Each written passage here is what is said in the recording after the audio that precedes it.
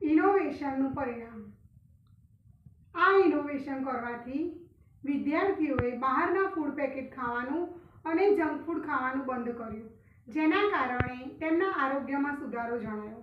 વિદ્યાર્થીઓ જ્યારથી આ પ્રવૃત્તિમાં જોડાયા ત્યારથી પ્રવૃત્તિમાં રહેવા લાગ્યા। જાતે શ્રમ કરતા હોવાથી તેઓ શારીરિક રીતે પણ મજબૂત બન્યા।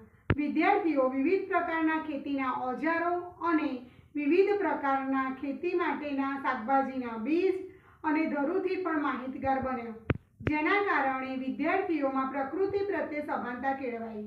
સૌથી વધુ પરિણામ તો અમને એ જોવા મળ્યું કે એમડીએમની રસોઈમાં જ્યારે વિદ્યાર્થીઓએ વાવેલા શાકભાજીનો ઉપયોગ થવા લાગ્યો ત્યારથી વિદ્યાર્થીઓને રસોઈનો સ્વાદ પણ બમણો લાગ્યો। તે ઉપરાંત વિદ્યાર્થીઓમાં ટીમવર્ક, જવાબદારી અને આત્મનિર્ભરતા જેવા ગુણોનો વિકાસ થયો।